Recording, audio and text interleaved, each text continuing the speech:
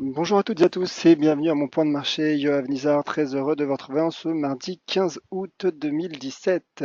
Alors, je vous laisse prendre connaissance de l'avertissement lié au risque de trading. Ensuite, je vous ferai part de mes stratégies sur le Forex et sur les matières premières également. Une stratégie, on va débuter avec ça. Mais tout de suite, l'avertissement légal sur les risques. Le trading avec effet de levier sur le Forex comporte un risque élevé et peut ne pas convenir à tous les investisseurs. Un effet de levier important peut aussi bien jouer en votre faveur qu'en votre défaveur. Avant de commencer à trader sur le Forex, veuillez examiner attentivement vos objectifs d'investissement, votre niveau d'expérience ainsi que votre goût du risque. Le risque de perte en capital peut être supérieur au montant investi. Veuillez vous assurer de prendre connaissance des risques inhérents au trading sur le Forex et consulter un conseiller financier si toutefois vous avez des doutes.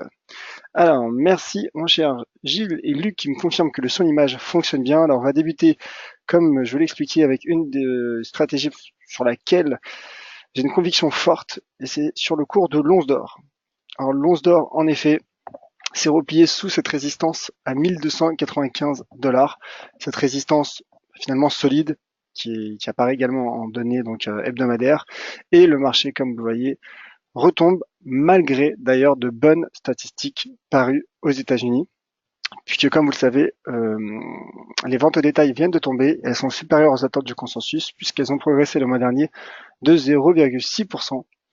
Mais voilà, il y a eu l'inflation vendredi qui a causé du sort tout simplement au dollar, et malgré finalement ce repli du dollar américain, le cours de l'once d'or repart à la baisse, et donc c'est bien sûr le signe d'un marché baissier. En effet, l'analyse technique l'a emporté sur l'analyse fondamentale, et donc comme vous le voyez en données journalières à présent, le momentum est fortement baissier, le cours est quasiment au plus bas de la semaine, et est repassé sous cette oblique haussière de long terme, et donc ma prochaine cible se situe à 1257 $.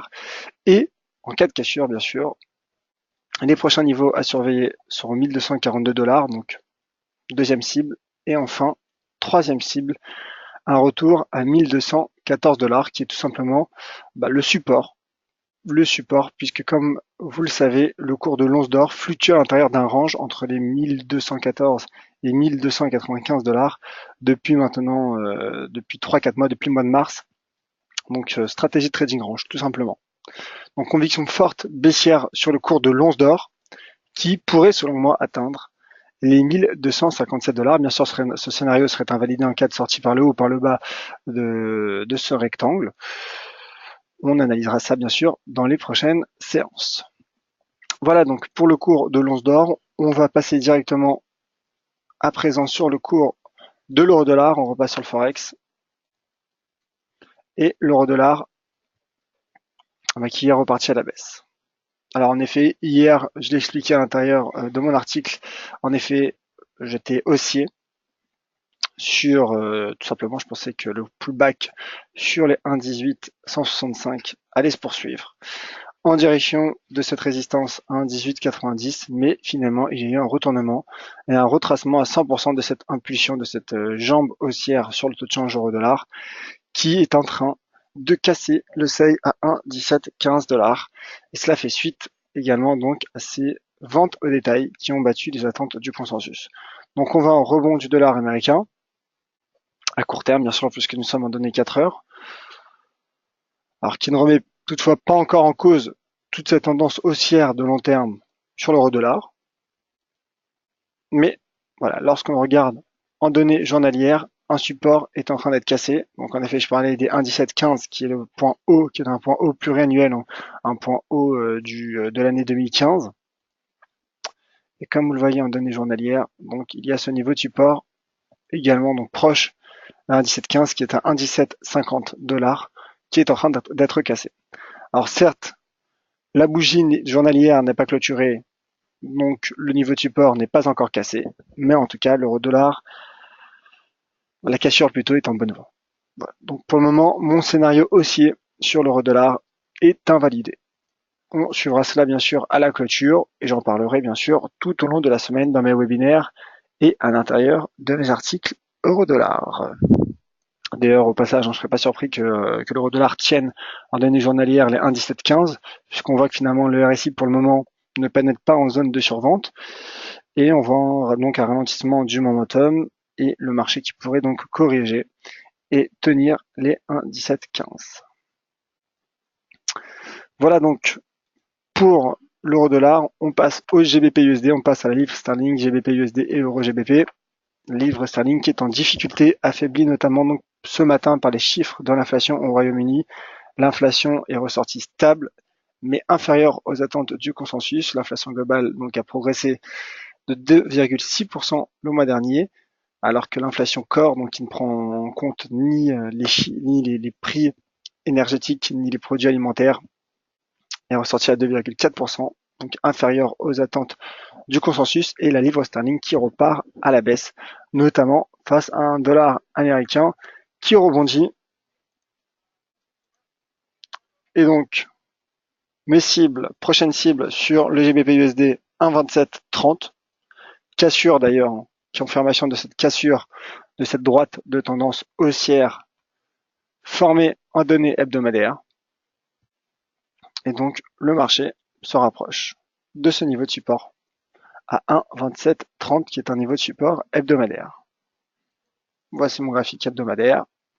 Analyse technique limpide finalement, lorsqu'on regarde avec du recul, puisqu'en effet, le marché s'est replié sous les 1,3297, donc quasiment sous ce seuil, 1,33, seuil psychologique, mais finalement sous cette résistance, 1,3297, cassure de droite de tendance haussière, suite à l'apparition d'une shooting star, que vous voyez avec cette bougie hebdomadaire. Alors c'est une shooting star particulière, car en effet, le range, la taille de cette bougie légèrement étroite par rapport à une réelle shooting star, mais en tout cas dans l'intention, cela a montré finalement la volonté du marché, la volonté baissière du marché. Donc en effet, risque baissier sur le GBP-USD qui pourrait selon moi atteindre donc dans les prochaines séances 1,2730 qui jouera un rôle de pivot, tout simplement. Donc si le marché atteint les 1,2730, alors en effet, il faudra surveiller s'il y a d'éventuelles divergences ou non, car sur support, le marché pourrait rebondir, mais toutefois, au vu de l'actuel momentum, une cassure, une éventuelle cassure pourrait être envisageable, auquel cas le marché pourrait retomber plus bas et donc se rapprocher des 1,25$. Ça, c'était pour le GBP-USD et l'euro GBP qui est clairement haussier et le momentum pour le coup accélère, qui a donc lui pour le coup effectué un pullback la semaine passée sur les 0,9025, atteint cette résistance, notre première cible à 0,9142 qui est tout simplement le point haut de cette bougie hebdomadaire de la semaine du 10 octobre 2016. Donc le marché, bien sûr, on voit qu'il y a une réaction sous ce seuil, mais en cas de franchissement, ce qui est le scénario auquel je m'attends, ma prochaine cible moyen long terme se situe à 0,9435 livres sterling. Voilà. Conviction haussière également sur l'euro GBP. D'ailleurs, au passage, l'indicateur sentiment du positionnement des traders IG Market nous indique que près de 70% des traders particuliers sont à la vente. Et comme vous le savez, le sentiment est un indicateur contrariant. Et donc, ça donne un potentiel haussier au GBP USD. Donc, en effet, le signal haussier serait relancé, selon moi, au franchissement des 0, à l'éventuel franchissement des 0,9142 livres sterling. Donc, stratégie haussière sur l'euro GBP, baissière sur le GBP USD. Ma stratégie haussière, je le rappelle, sur l'euro dollar est invalidée. Et le cours de l'once d'or, je suis baissier. On poursuit sur le Forex avec le taux de change USD-Yen qui est inversement corrélé au cours de l'once d'or. Et on voit donc qu'il rebondit sur un support hebdomadaire à 109,12. Et donc, en effet, je l'indiquais, je le rappelais il y a un instant, donc j'ai une conviction baissière sur le cours de l'once d'or et donc haussière par effet de corrélation inverse sur le taux de change USD-Yen qui a rejoint une résistance à 110,81. 110,81. Donc, en effet, certes, le marché, on voit qu'il travaille cette résistance, mais je pense que le marché pourrait rejoindre dans un premier temps les 112 yens en swing trading dans les prochaines séances, d'ici la fin de semaine par exemple. Alors bien sûr, entrer tout de suite à l'achat ne permettrait pas d'optimiser son risque parce que nous sommes sous résistance et comme vous le savez, l'analyse technique ne recommande pas d'acheter sous résistance. Mais en revanche, donc un peu comme je le disais sur l'euro GBP, le signal haussier techniquement serait relancé à l'éventuel franchissement des 110,81 yens. USD CAD à présent.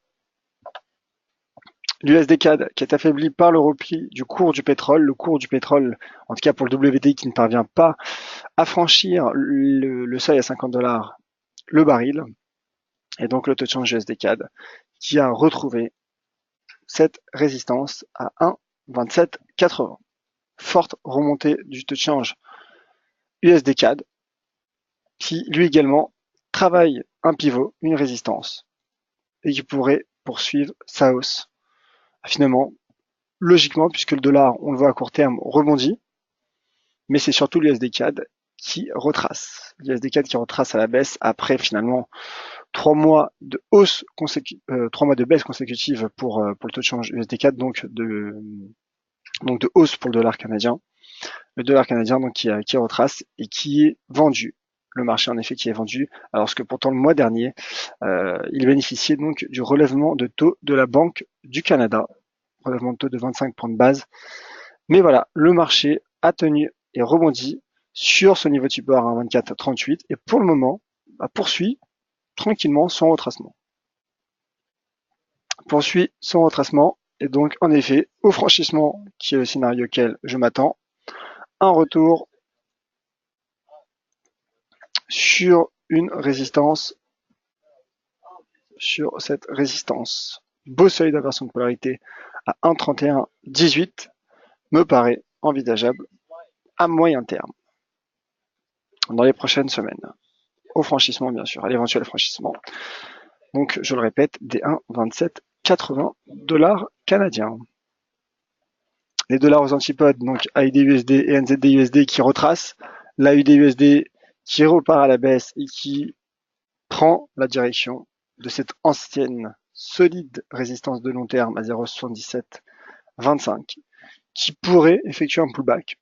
Ce serait finalement cohérent selon l'analyse technique. Et on voit donc qu'à court terme, le dollar américain rebondit. Cela se confirme. Le dollar américain fait le marché, aujourd'hui également. En tout cas, à très court terme, le risque est baissier sur la USD. Comme vous le voyez avec ce graphique en données journalières, le marché a cassé cette résistance, et ce support et ce seuil donc à 0,79 dollars, effectue un pullback sous ce niveau, repart à la baisse et donc prend la direction des 0,7725 qui à court terme en effet est ma prochaine cible, en tout cas la cible de l'analyse technique. Et ensuite bien sûr ce sera un pivot, il faudra gérer tout simplement. Comme vous le voyez, le marché qui est sorti en données 4 heures par le haut de ce biseau descendant, mais qui s'est replié sous ce seuil horizontal à 0,79 dollars. Donc également en 4 heures, on ne voit pas de divergence entre le momentum et les prix, et donc risque baissier sur l'AUD USD à court terme. À court terme, dans les prochaines séances, donc objectif retour à 0,7725. À présent, le NZD USD. Ensuite, on passera à Wall Street. Le NZD USD également qui est en train de casser un niveau de support. Alors certes, la bougie journalière n'est pas encore clôturée. On voit qu'il est sur ses points bas mensuels, donc le marché pourrait rebondir finalement sur les 0,7251, donc pourrait rebondir immédiatement. Mais toutefois, à court terme, un peu comme je l'expliquais sur l'AUD USD, le risque me semble baissier. Le risque est baissier. Et en données hebdomadaires, voilà. Il y a ce support à 0,7280 qui est également en train d'être cassé. On voit que le marché tout de même tente de tenir coûte que coûte ces points bas sur ces 2-3 derniers mois, mais qui est tout de même sous pression. Le marché, que je rappelle, a cassé la semaine passée les 0,7343 qui était également une forte résistance de long terme sur le NZD USD. Donc le marché, je le vais mettre en évidence sur mon graphique,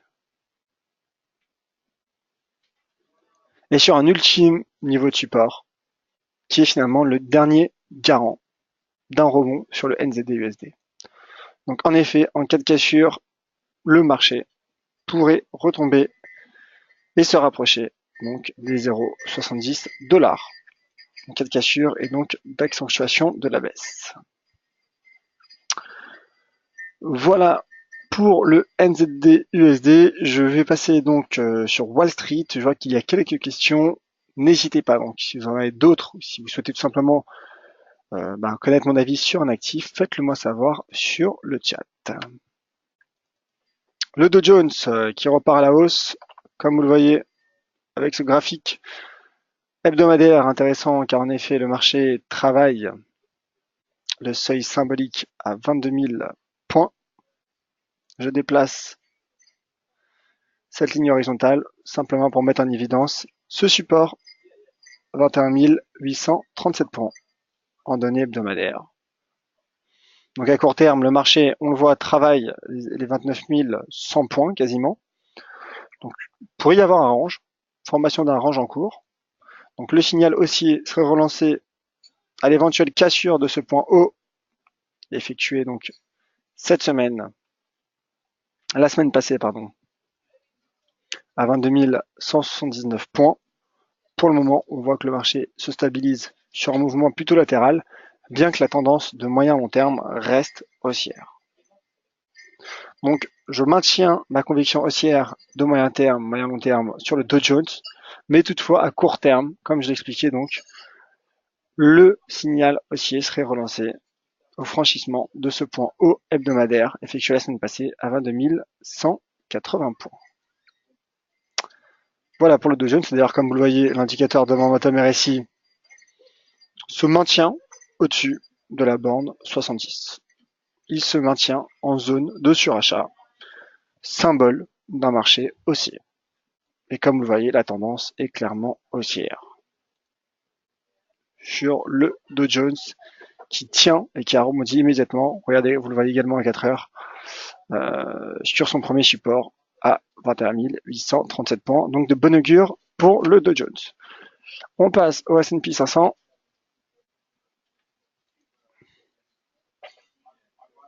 Le S&P 500 qui a retracé sa forte baisse de la semaine passée. Donc bon signe pour le S&P qui travaille à présent l'ancien niveau de support, qui joue à présent un rôle de résistance à 2470 points. Et donc au franchissement à très court terme, ma cible se situerait à 2480 points. Et à moyen terme, je continue de penser, je continue de croire que le marché, que le S&P 500 pourrait effectuer un record à 2500 points. La tendance de long terme est également haussière. Et comme vous le voyez en données hebdomadaires, et ça c'est un graphique intéressant, le marché effectue un pullback, rebondit immédiatement sur un seuil d'inversion de polarité à 2440 points. Donc en effet, graphique hebdomadaire très intéressant. C'est la raison pour laquelle d'ailleurs j'apprécie particulièrement les graphiques weekly en données hebdomadaires.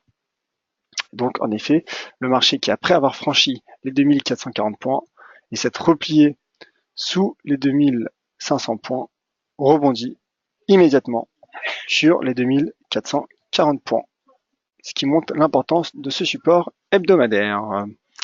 Voilà pour Wall Street, je passe aux questions, donc plus que quelques minutes ainsi, si vous souhaitez que je revienne sur un actif ou si vous avez une question. Et d'ailleurs, voilà, il y a une question de la part de Jacques. Bonjour, pourriez-vous revenir sur l'or? Avec plaisir, mon cher Jacques.